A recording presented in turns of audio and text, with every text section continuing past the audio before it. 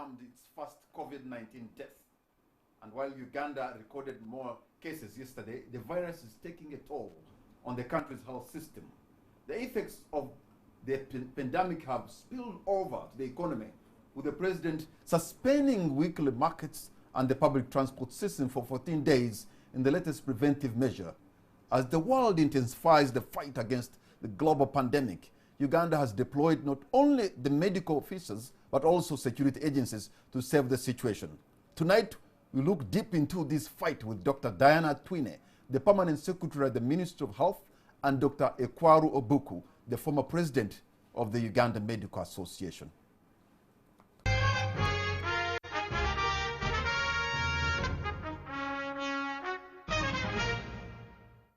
Dr. Diana and Dr. Obuku, thank you very much for responding to our invitation. Both of you are on the spot, and I can tell you the spotlight of the nation is on you tonight, because everybody wants to know what is happening in the fight against COVID-19. If this was a war, and I'm sure it is a war, Dr. Diana Atwine, you are an army general with your soldiers with the soldiers all over Uganda. Please bring us to speed in as far as the fight from your war room, how it is like. Yeah, first of all, I bring greetings from the Ministry of Health and the situation room.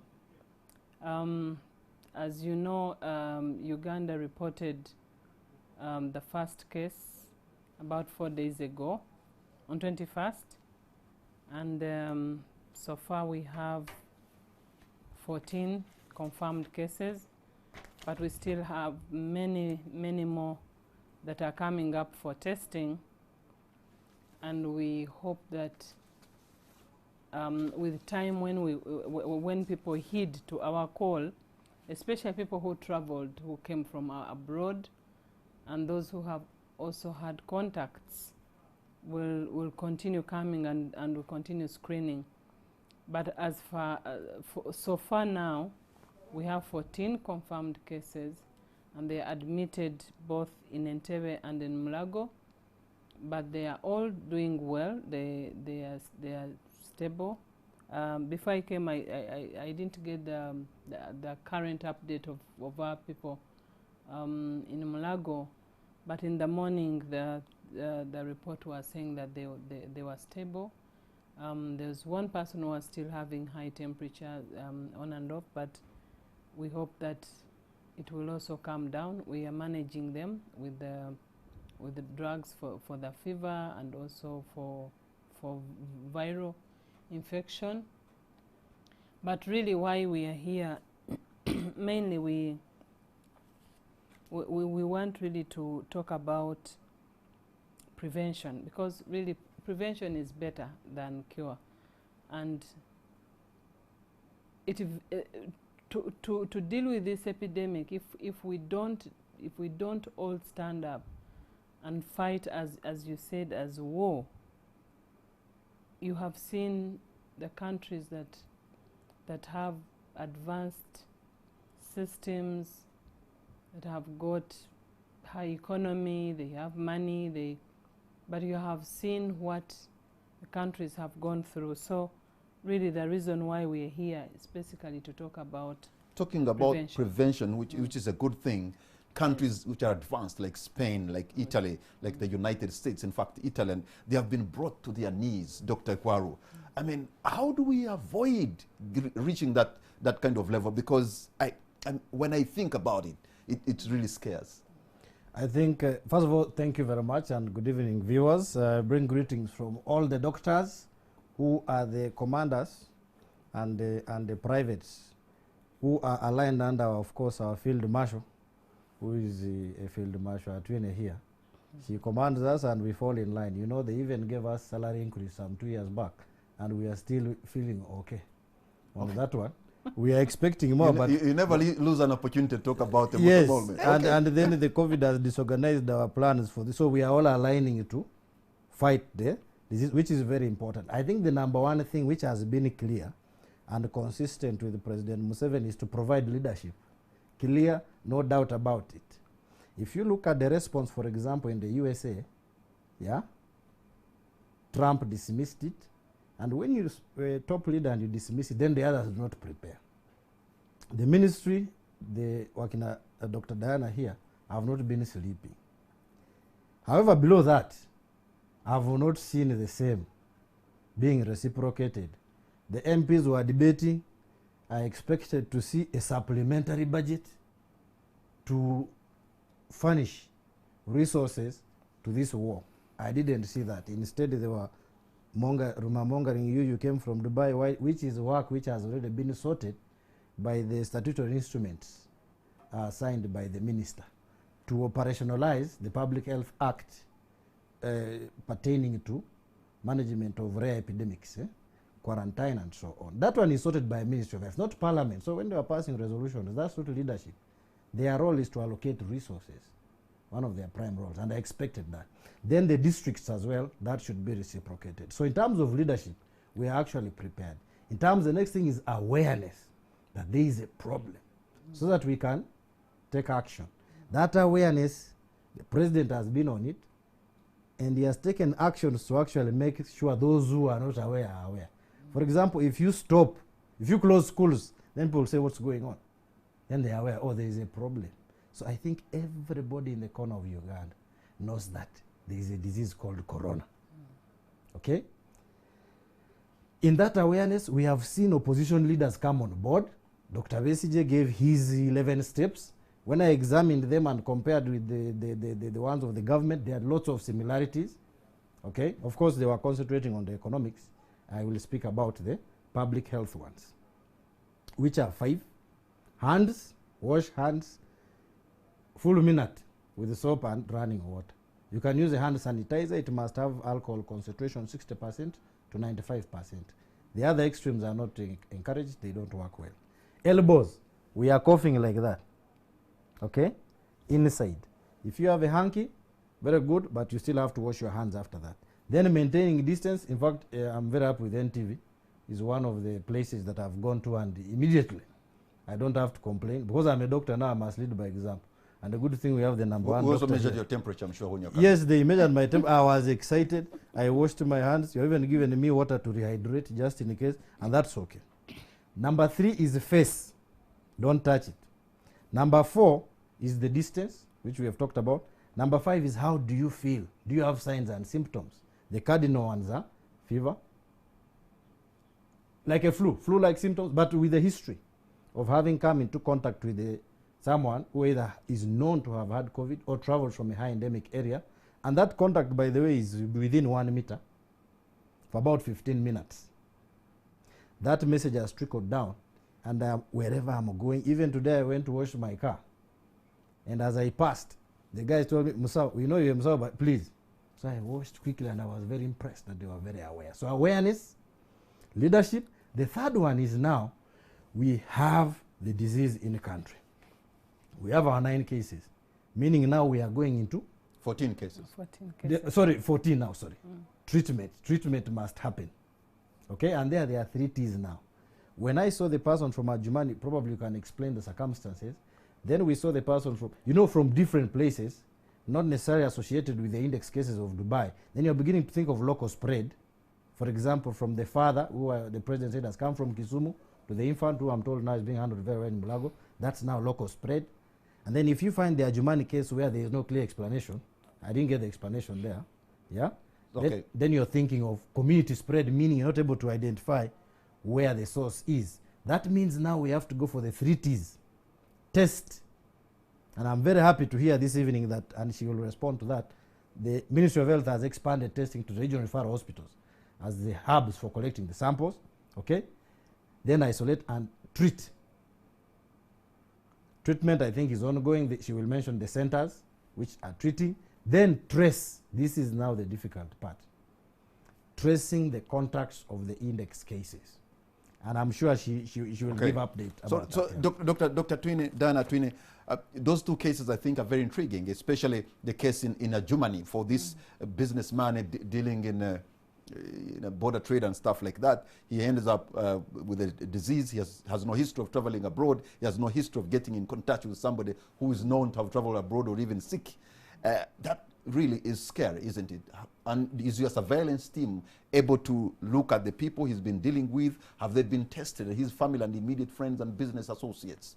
Yes, it is true that it is also intriguing for us to understand where he could have picked this, but through our interaction with the patient and the relatives, it's like this is a trader who often goes to the border with Sudan and Congo, and it's possible because the border entry points, they are very active, especially in those markets, and you get people from Congo, because it is more or less at the where the three countries meet. Sudan, Congo, and Uganda. Sudan, Congo, and Uganda, and so the foreigners come in the country through those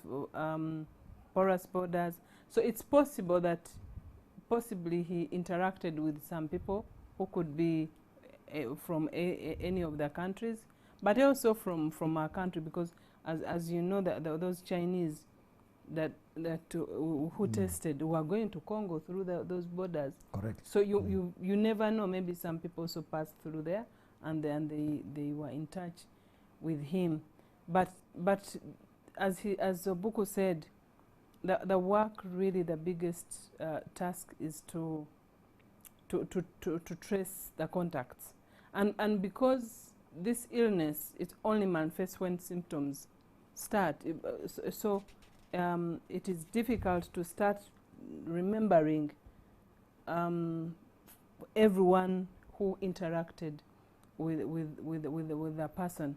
But we keep on trying, and what we really want to emphasize is that anyone developing such symptoms at this time, we encourage them to let us know, because you can't know.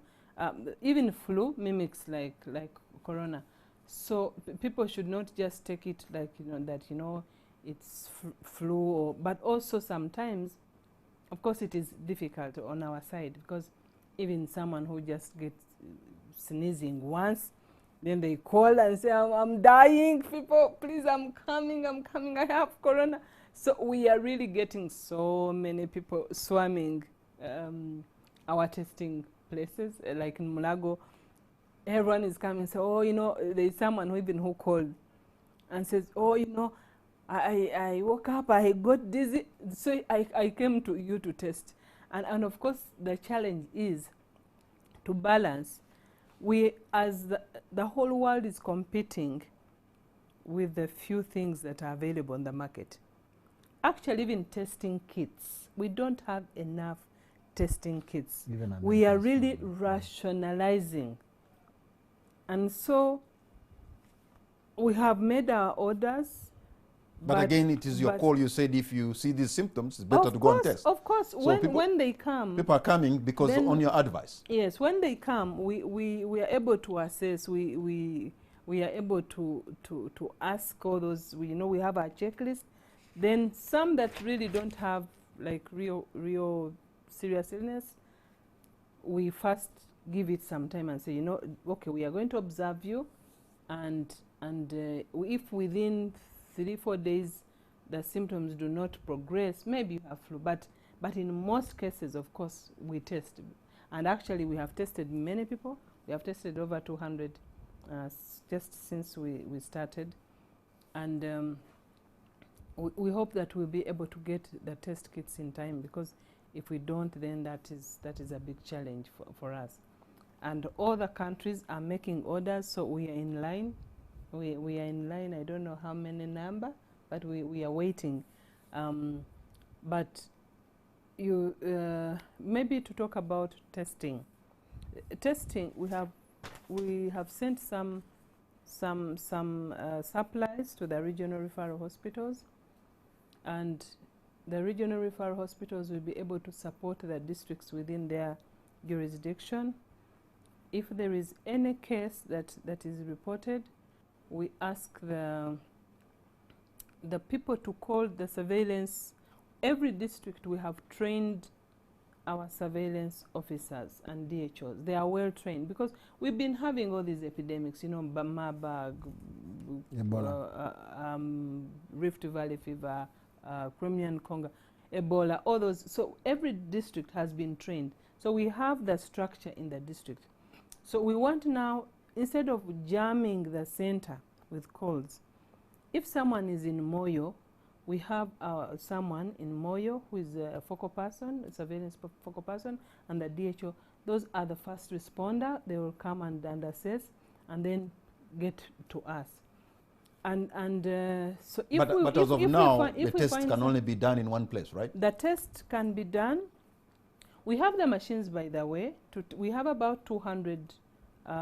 If we use Gene Expert machines, we have 200 in the country. So what is that now? So the Gene Expert is what? The Gene Expert machine is the machine that we use to test TB. Okay. But also, if you can use it to test also corona, if you get the right cartridge.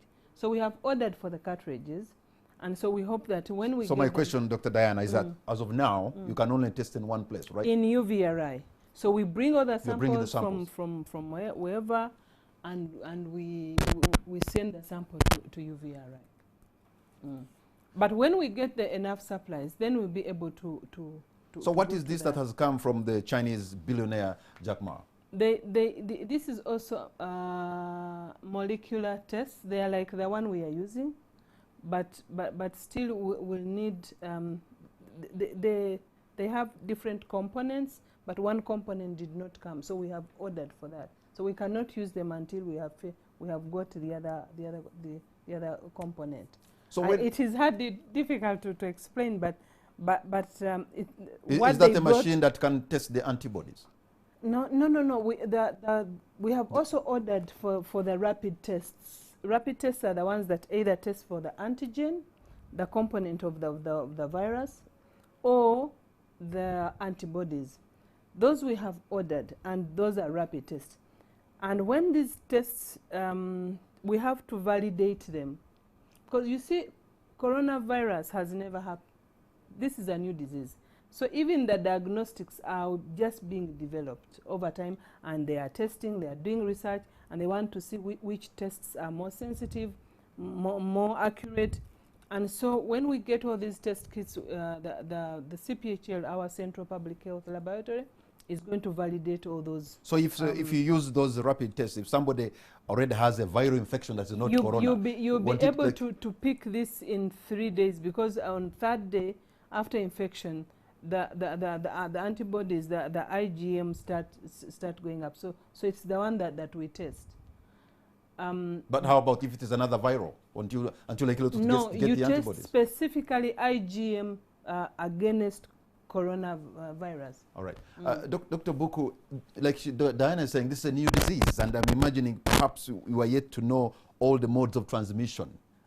This morning I was hearing that you can also stay in the air for some time, but that was from people who are not experts like you. And if that is the case, then that is really apocalyptic. Yeah, so, this is not entirely new. We've had coronaviruses, which started what was called SARS, Severe Acute Respiratory Syndrome. Almost similar pattern, except Africa, in terms of the geographical spread. We've had coronas, but not COVID-19. And then we've had corona called Middle East Respiratory Syndrome, which were being transmitted from camels. The other one was from cats, specific cats, the SARS. This one, they are still debating. They don't know from where. And this is where I come in, that even the mode of transmission is still being studied. And if you look at our reference point, which is WHO, at their website they will say, yes, droplets, coughing, sneezing, within 1 meter for 15 minutes, you will get it. And when you cough into your hands or those droplets you touch, then someone can get it. Scientists have told us, basic scientists, virologists say it's a heavy virus. President Museveni's advisor, the other day I heard her say it can stay on plastic for 9 days plastic service, Dr. Musenero, you know, she's one of our field marshals who we sent to West Africa to conquer that Ebola epidemic. In plastic, on wood, I'm told 4 days. Okay, so really it looks like it's very efficient. Because of the nature, it has spread very fast and reached very many people, much more than SARS. By the Ebola reached about 28,000 and killed 40% of them. So even if it kills more in proportion, the sheer number of corona reaching 500,000, I think, by today, even if it kills 3%, the numbers have reached 15,000. I don't think Ebola reached that level. Okay? It has spread throughout the world now, over 185 countries. So it's very, very efficient. But what I just wanted to mention, if I may, is that the ministry would consider working with the private sector. Maybe you could comment later about that. How have you involved? Because we have been hearing calls from doctors who own hospitals and clinics saying, but Obuku, we are here. Most of these people who are traveling from Dubai, they actually come to our clinics because they say that Mulago is for lining up. That's one. We've received calls from the university that they actually want to take part in the research. You know, this Mackay University here, it is really the Harvard of Africa. Professor Sewan Kambo, Professor Seruada, and Professor Katabira, those three were giants in 1985 there, researching on AIDS, modes of transmission and all this kind of. So we really have the capacity. And then, of course, she mentioned very well that the rapid tests, it appears they need to be validated. They need to be validated. But meanwhile, labs like the MBN, labs like JCRC, have this technology, and I'm very happy Ministry of Health is talking about the over 100 gene expert, where they can just convert them to test, and this will roll but out at the moment that is not working. At the moment they can bring the samples to Entebbe, which is not bad. Let me because tell when you you talk about 100 hubs are there, maybe collection points. They are collection points. Collection points, but not testing points. But the testing point, even if it is one, I can guarantee you, if there is efficiency in terms of screening, okay, then you will have a good turnaround time. Turnaround time is what is important. If I came today, when can I get the result? And then when can I start treatment? Isn't it? And I'm told, if you're in Entebbe, like Entebbe grade B, around there it will be the same day. Then if outside Entebbe, which is Mulago and Naguru, it will be the next day. So it's just that the regional referral hospital, I think it has just been rolled out, and probably the PS would let us know how that is working. There was a case also involving a baby in Uganda, but I'm told now they are in Mulago. But again, today there was something circulating, I suppose it is them, claiming that they haven't been attended to and they have just been neglected. The mom, the dad, and their baby. However, I don't have proof whether those are the real people, but in case you have seen them, why the neglect? It is true. What happened, maybe let me just start with that case. It is just unfortunate that the gentleman on arrival, he chose to do that because he ran away from Uganda Hospital, because when the child was brought and the mother, the father was also supposed to be brought, and then he first ran away, and the hospital didn't know where he had disappeared to. So the message went out, even the police, and they started saying they went home, they started looking for him. So I think someone alerted him that police was looking for him. So he came running and he reported to Mulago. So he joined his family there. I don't know whether this was some tactical, because people had started, sending messages, someone has disappeared, So I think he wanted to draw us attention from the issue. But he's in Mulago, he's with his family and the child. The child is not very ill really. The child, I think, will improve. But we have attended to the child. We tested them. The mother apparently is negative. The results of the father should be coming. Maybe the results are ready, but may have not gotten information from UVRI because they have to they document everything and they have to rerun to be very sure. So by the way, the results come out on the same day. Okay. All the tests that we did today will get out today. It's just that the announcement is done the following day because they have to get all the detail, where, who was, all those details. Because when we make statement, we want to give a complete picture. But I do believe that maybe by the time we finish here, those results will be out. So results come out on the same day. Now, I just want to encourage Ugandans not to lose hope. Let me tell you, Uganda has, it is amazing how people look down on their system. The prophet has never been appreciated in his home. In other countries, results take 3 days. I don't know whether you listen to Trump when they tested him. And then the results had to wait, I think, like 48 hours or something. I remember they had to wait like for 2 days to get the results. So here we get the results on the same day, no matter how many. Because in a day, a machine in UVRI can run 72 samples per day. And if we finish validating our antibody tests and we send out, we are going to see a lot more people come on board to test, including the private sector, because we want really the private sector and we want to encourage the private sector to come on board, because we know that we cannot do this work alone. It's not possible. It's not possible. And because also we know that a big number of people go to the private sector. So we encourage the private hospitals to build capacity to train their people on testing, even who can receive the samples. They can take the sample and take to UVRI still if they are not able to test. But I do believe that with time in this epidemic, we are going to build more capacity in terms of testing, and so it will not be just one UVRI.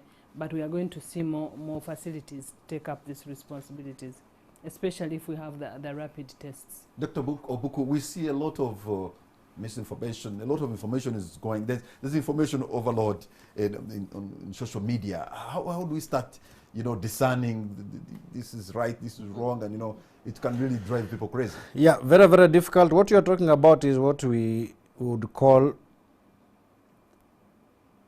ASSOPSS, panic or anxiety, stigma and stress, which I think probably is one of the areas of improvement to manage comprehensively this epidemic. I know very well that the Ministry of Health is doing all it can to handle the biomedical aspects, testing, treating.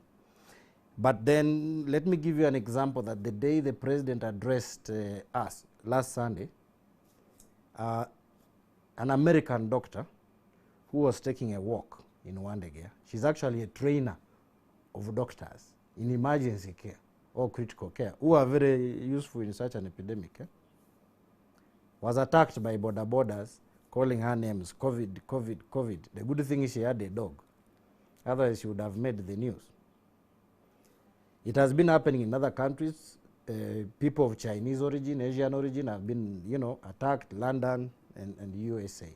So there is stigma because of uncertainty, because of fear, okay? Because they don't know what's going to happen next, because of, again, that misinformation. They are calling the lines, the toll-free lines, they are jammed, and maybe the PS could comment later on that.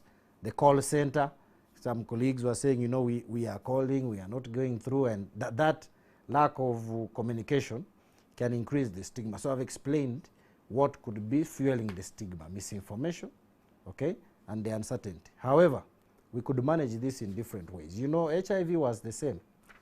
And HIV,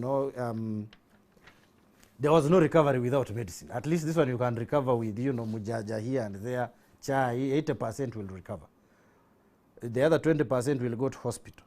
14% will get out with, you know, inpatient treatment.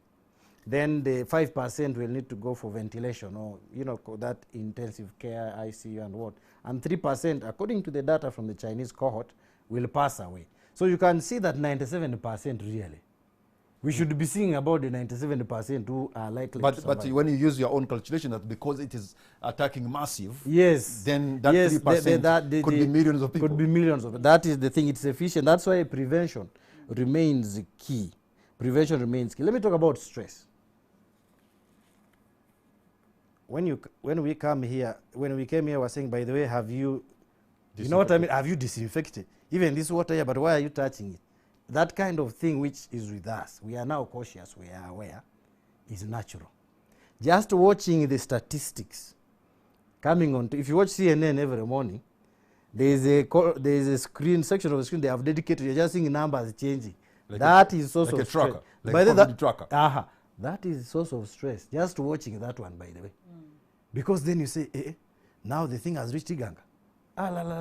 The day they announced the extra 8, were they 8?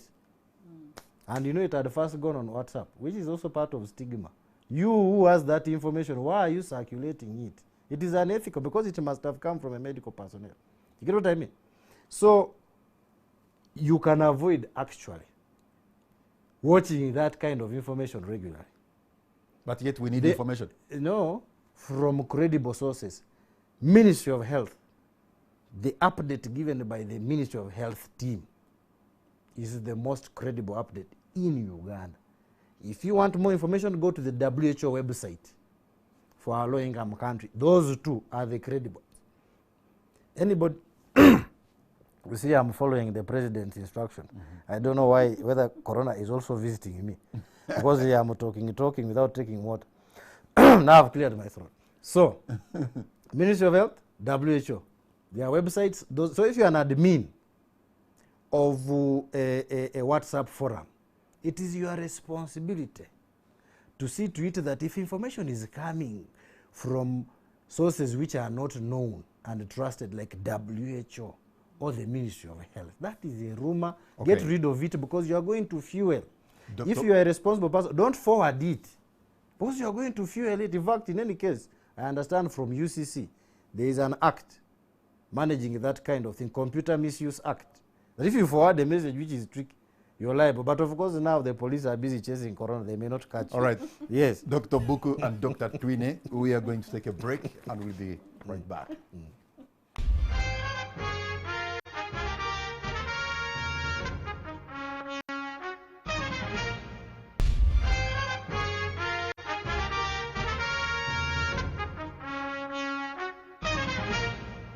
Welcome back. You're watching On the Spot. My name is Patrick Amara. My guest tonight, Dr. Diana Atwine, Permanent Secretary, Minister of Health, and Dr. Ekwaro Obuku, the former president of the Uganda Medical Association.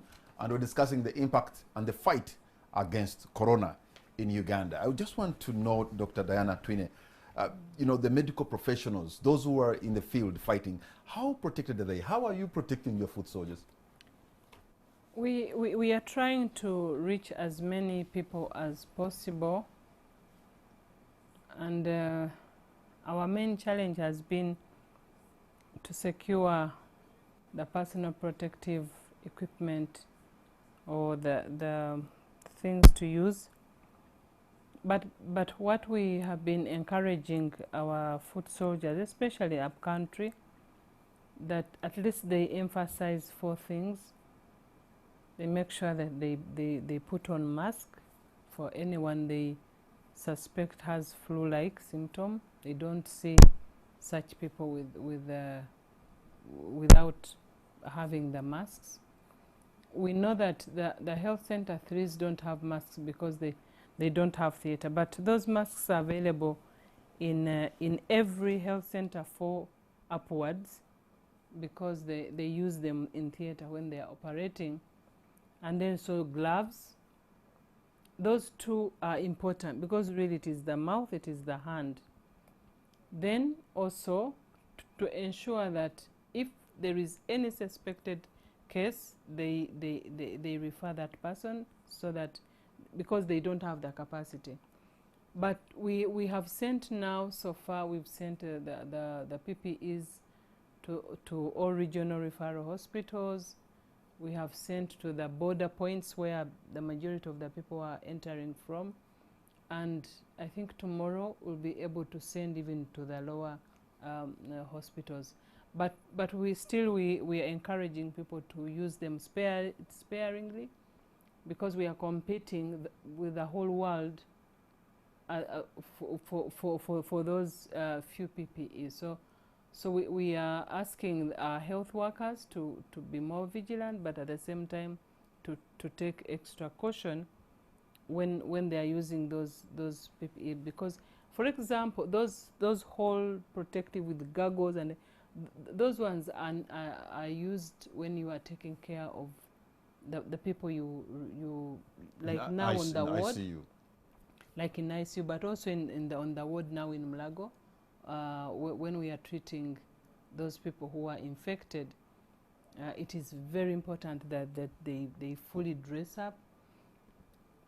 But of course, the challenge now is, before you test, you don't know who is sick and who is not sick. So we are trying to balance within what we have. It's not easy, but first of all, for me, I want to thank our health workers, that especially the teams that have been going up country in surveillance to track all those people, our epidemiologists who have been in the field for ever since, in beginning of January, when this issue started breaking out and people started flocking in from all over the world, coming to our country. We have been doing surveillance. Our teams have been at the airport testing, checking. It has been quite a lot of work. So I really want to thank. There has been an issue, team. Dr. Atwine, that there are some people with high influence in the government, and they landed in Entebbe and they're disregarding quarantine, Yes. or to do what is expected of them with the total disregard, and then they go to live amongst us, everybody else, and yet these are people of high responsibility. What do you make of that? It is very unfortunate. It is true. It is very true.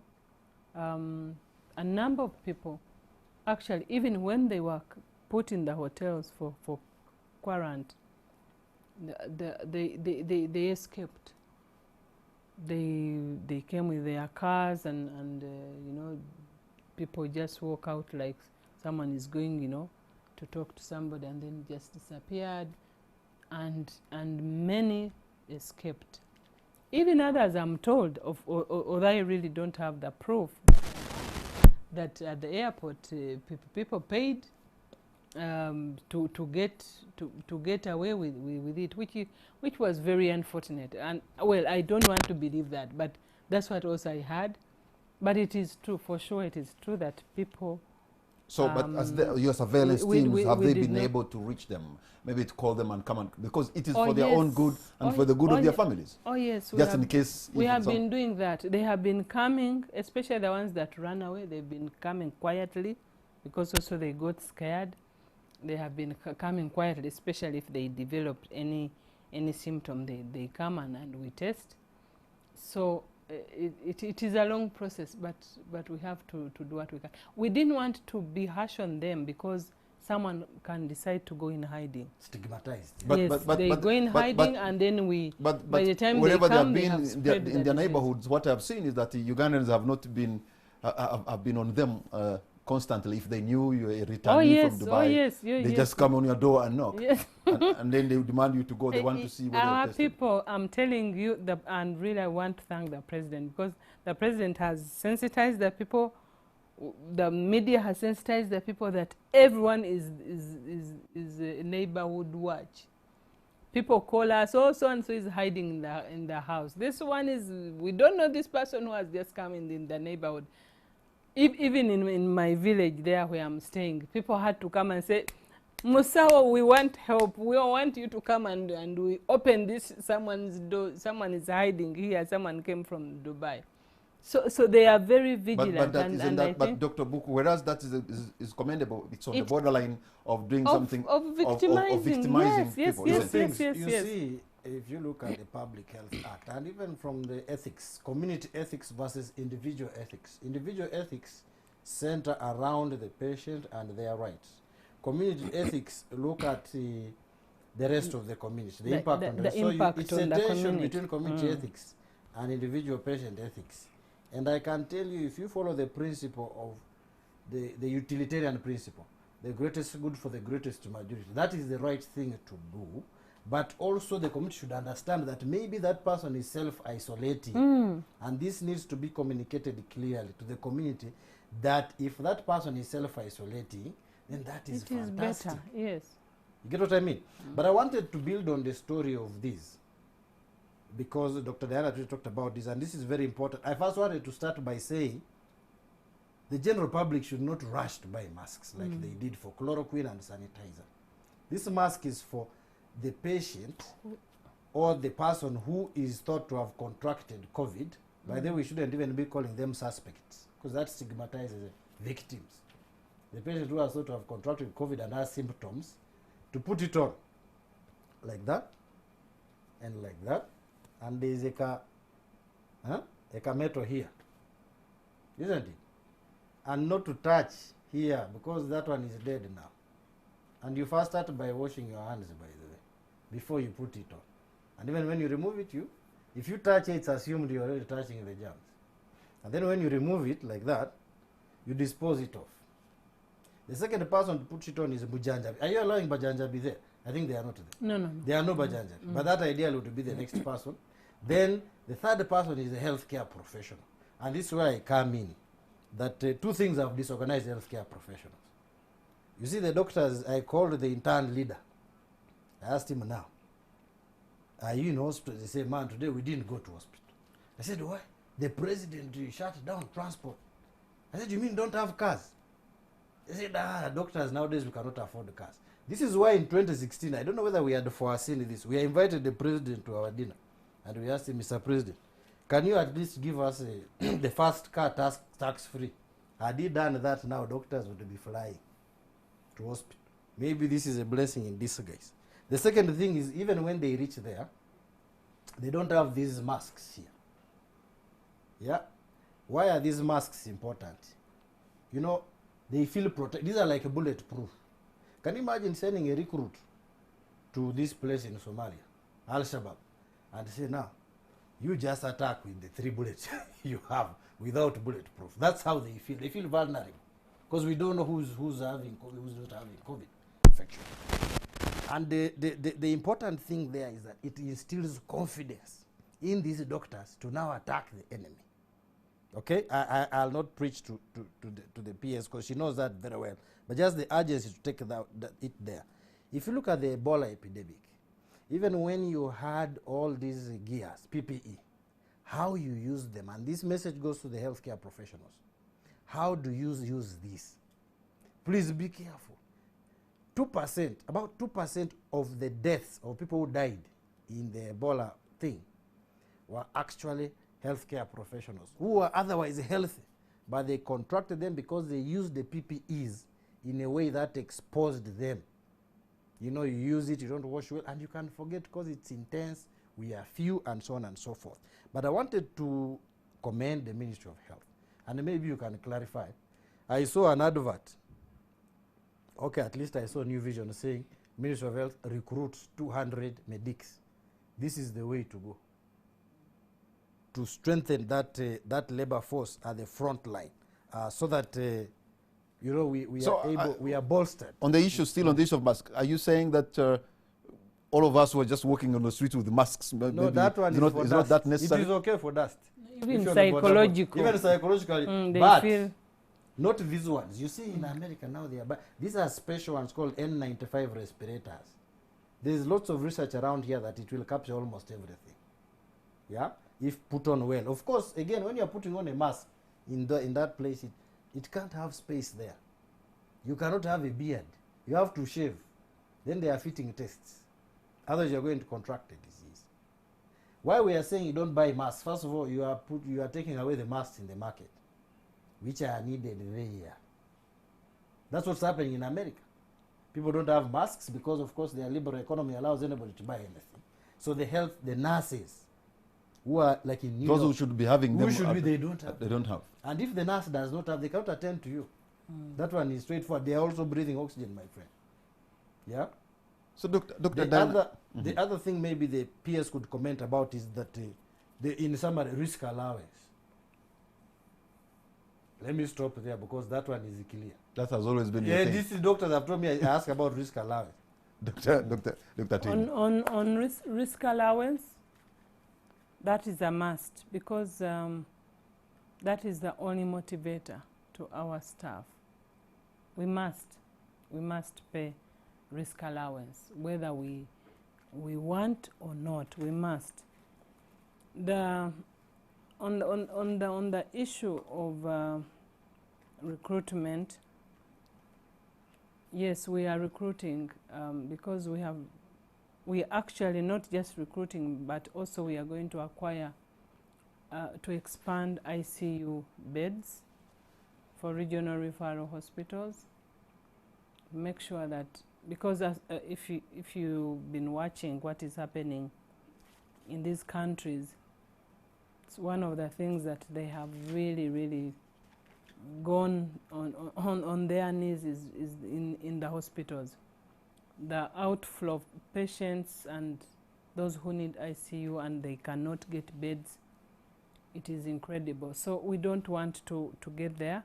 We want to be prepared to make sure that all our ICUs have the ventilators, they have the ICU beds that are adequate, but also our challenge has been to get the critical care staff.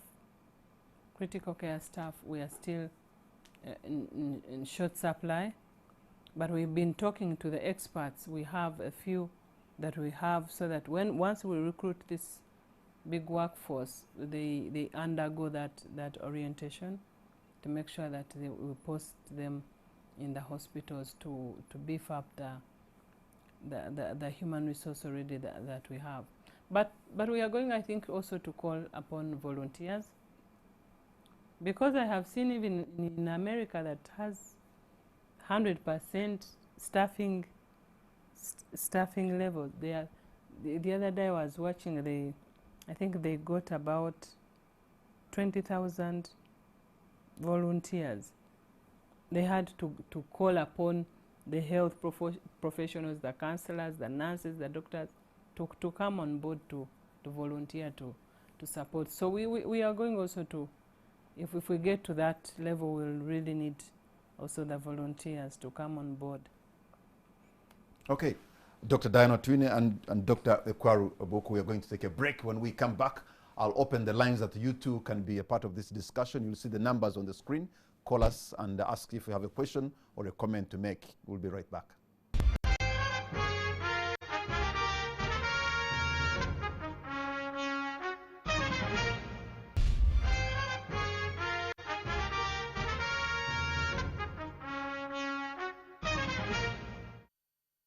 Welcome back. You're watching On the Spot. My name is Patrick Amara. My guest tonight are Dr. Diana Atwine and Dr. Ekwaro Obuku, and we're discussing the impact of coronavirus or COVID-19 on our country.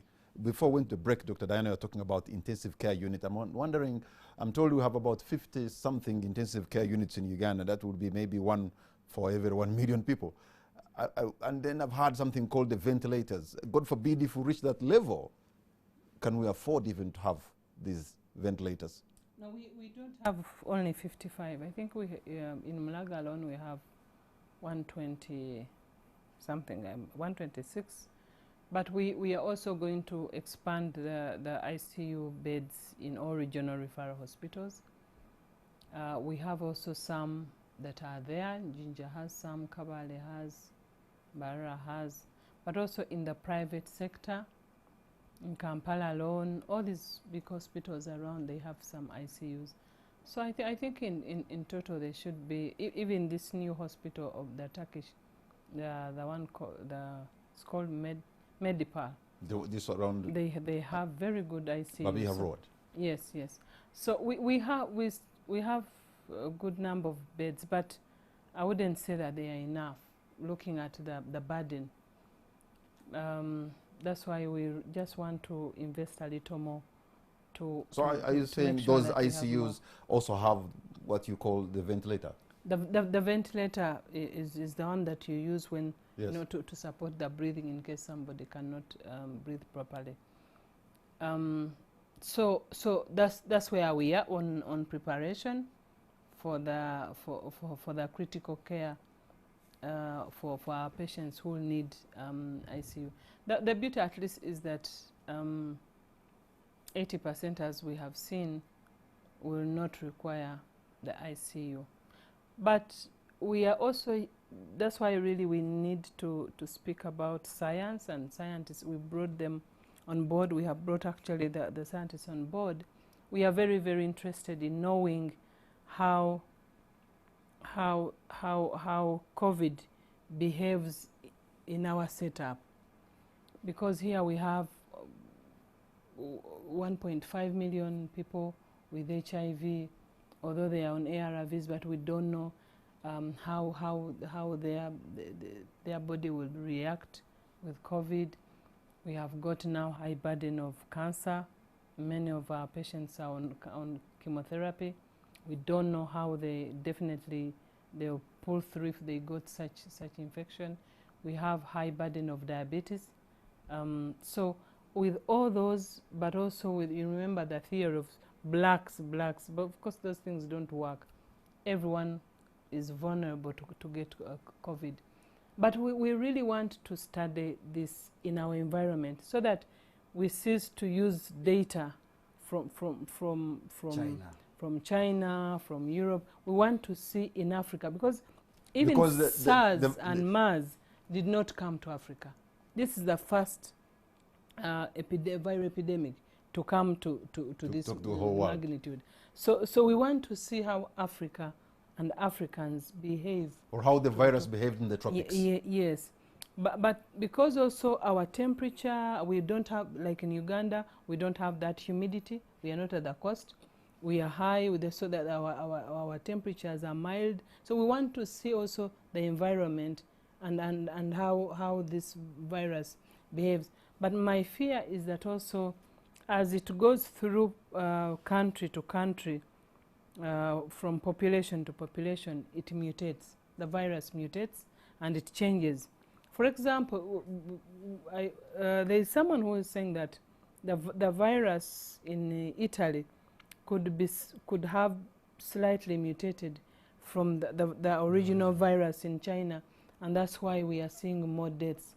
And so it is also important that our scientists really study the genetic component of this virus to see whether we are dealing with the mutants right now, for example, in Uganda, or so that we are able to compare with what, for example, in other countries.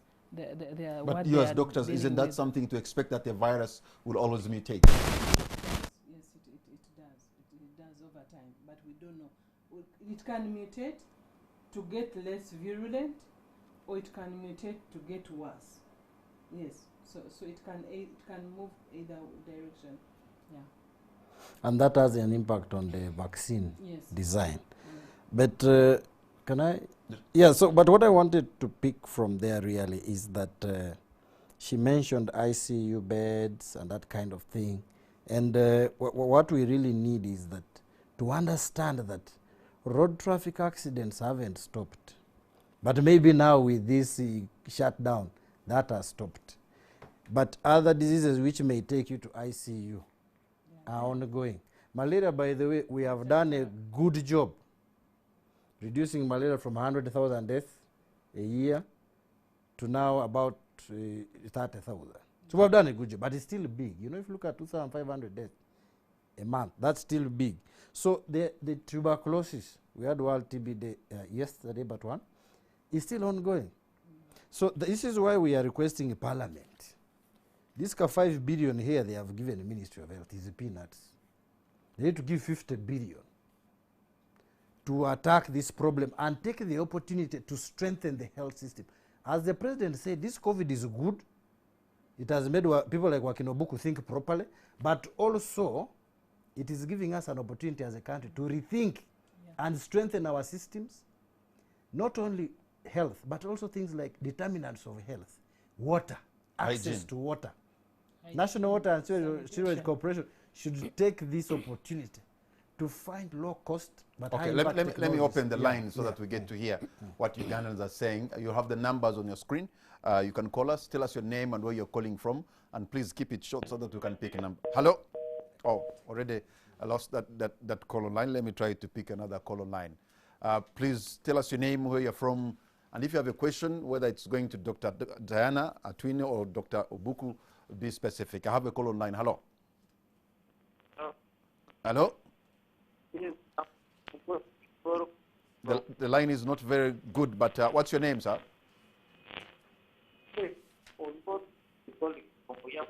Yes, hello. Okay, go right ahead. I'm saying I'm going to roll the colleague. No, I'm sorry, because the line is not very clear, so I'll be forced to terminate that call and try to take another caller online. That one was not very... Hello? Yes, good evening. Good evening, sir. What's your name and where are you calling from? My name is Humphrey. I'm Humphrey. calling from Busia. Humphrey and Busia, go right ahead, sir. Yeah, I want to thank the two people you have. All right. Go right ahead, Humphrey. Yes.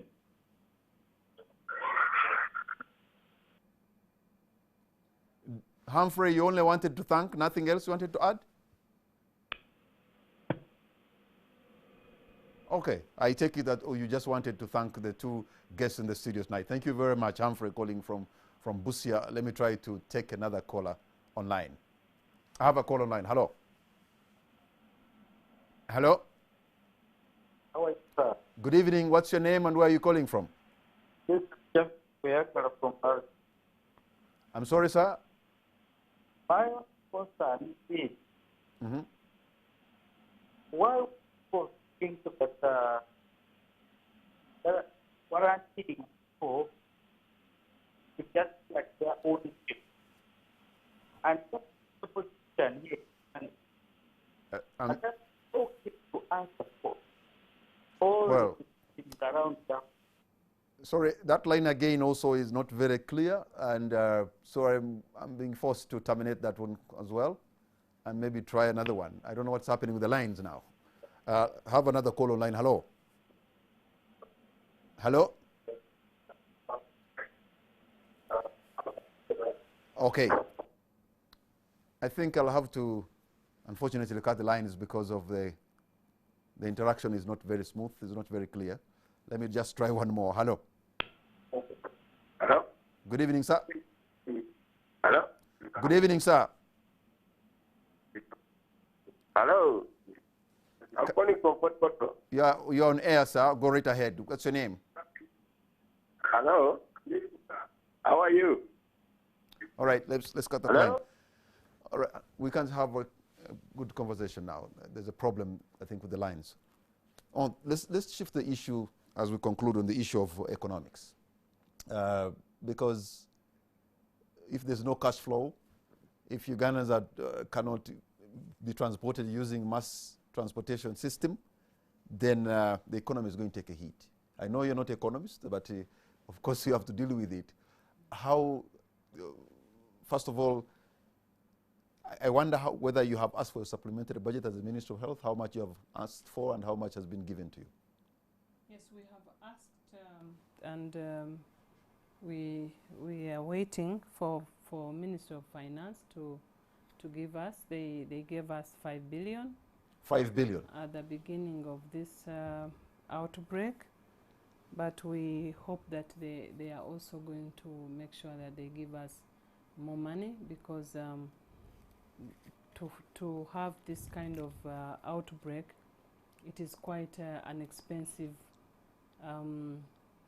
venture, and we have to brace for whatever is coming ahead, because as you said, if URA is not collecting revenues from manufacturers because they can't get the raw materials, or if the business on transportation and all other other entities are not remitting money, then it means that we are going to have budget shortfalls. And of course, if we have budget shortfalls, it means that we'll not be able to do what we had projected to do. But also, as Obuku said, I think we need also to reflect, and the President talked about it, that we need now to look inward and say, how can we strengthen our systems to build a resilient system that is self-sustaining? We cannot say that we shall sustain ourselves economically because we have not reached there. But I do believe that there are certain things now, even as we are doing, that can help us to cut out wastages. We are doing a lot of wastages.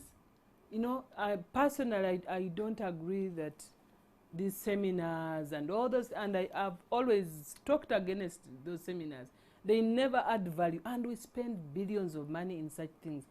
So that really we start putting money to things that will add real value. For example, now this money like they give me, I want to see that money pays salary for all our health workers we are going to recruit. It buys equipment and puts, you know, things that are tangible. Mm-hmm.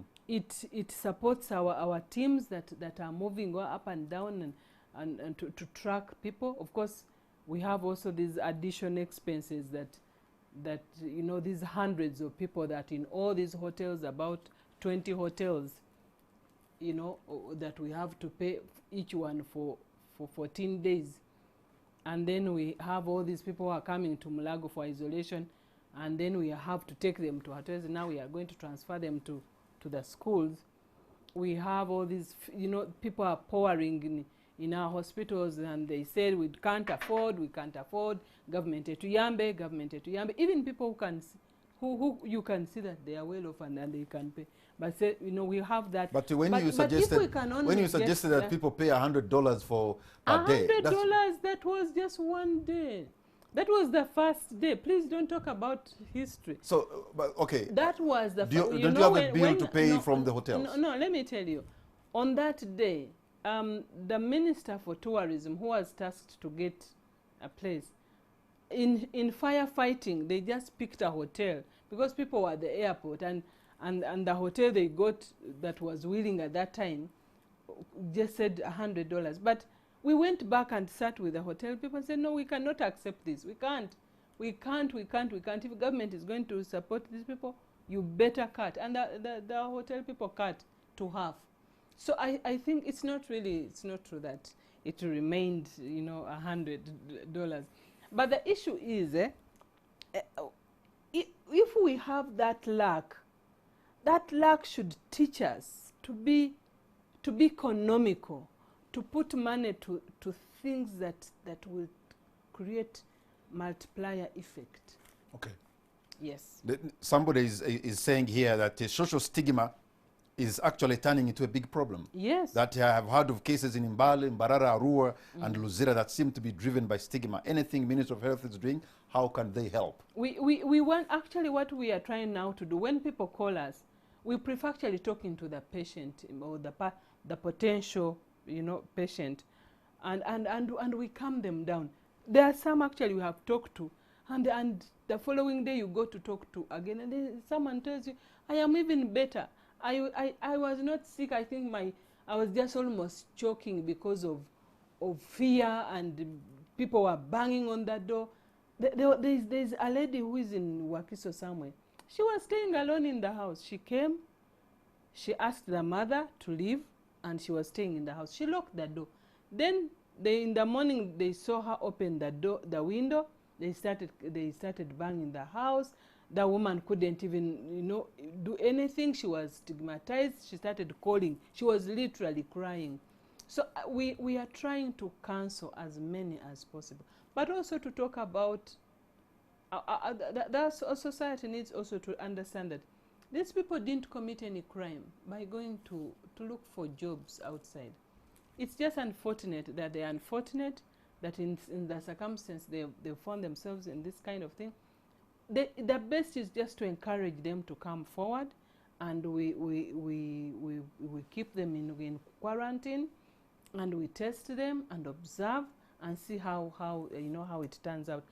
But the public is still our people. There's someone they wanted to lynch, they wanted to beat up. The doctor, the American doctor on Sunday. No, even in Isinjiro, they had ganged up and they surrounded the house. They were stoning the house until the police came and removed the people. So I think we need to balance. We need to continue teaching our population that yes, the problem, the coronavirus is here. We just need to work together. It's not right to victimize people, but we can defeat this if we work together. Okay, our time is almost out. Let me ask you, Dr. Obuku, to make your concluding remark. By the way, you got the other time a presidential, should I say, executive mention. He said that nowadays you're a very sharp guy. He said, Dr. Obuku. And by the way, the national address, he said, you have now become very clever all of a sudden. I wanted to agree entirely that the president said that now Dr. Obuku has become clever. I wanted to agree with the president that we are all in the same pressure cooker. Corona has made ministers and MPs not fly. Let us rethink our health system, as Dr. Diana was saying. Let us reinvest that money in areas of need. Travel seminars, I'm very happy. Stigma, musicians, they have an association. They can send that message faster than us.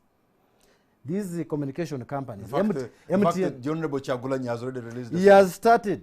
Which is a good thing. And in order to make sure it is politically correct, let also Bebe Cool release, if he hasn't, so that both camps are fine. Otherwise, we don't want it to be, may say, don't play that one here and there. Now, I wanted to say something in terms of economics, market failure. The health sector experiences market failure. That's what is happening in the US. They have all these billions, but there is market failure. That's why you see the president has to sign a legislation for someone to produce what? That's why you see in New York they're saying we can't get test results, but they are a very rich country. Now, when there is market failure, we need social protection nets. This national health insurance scheme, by the way, is not a bad one. In 2021, after elections, let's have the insurance scheme. Because right now, COVID has dismantled all plans, but also it was not maybe a very good thing to sell before elections. But after elections, this has taught us to put these things in place. Now, you are talking about traders losing this, losing that opportunity, but this is a matter of life and death, my friend. What is the cost of life? Finally, the tail end of COVID is going to be around election time.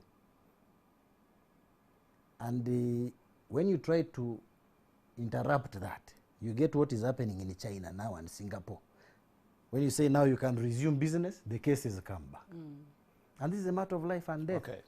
Thank you very much, Dr. Atwine. Your parting shot. For me, I really want to thank the private sector, the media, and everyone that really has come to support us. The private sector has been there for us. MTN and the other partners have helped us to reorganize our call center. Now we have 911. All call centers are going to be connected to that, and so we will not experience the I hope the call centers are not being abused by us Ugandans calling and giving false calls. So many people who are calling, even when they are not related to COVID. But this particular line, 911, is going to be dedicated to COVID, and so we will not have that. But we really want to thank you. Want to thank those partners really that have given us funds. We want to thank private partners. They've even given us mattresses. They have given us mattresses, so we are going to transfer some of those people who are in the hotels. We are going to keep them in schools. They've given us blankets. They've given us, water. They've, we really want to thank. Even sanitizer. Even sanitizer. Yes. All right. Thank you very much, Dr. Diana Atwine, Permanent Secretary, Ministry of Health. Thank you very much, Dr. Ekwaro Obuku, former president of Uganda Medical Association. And thank you very much, all of you, for having been a part of this, for giving us this great company.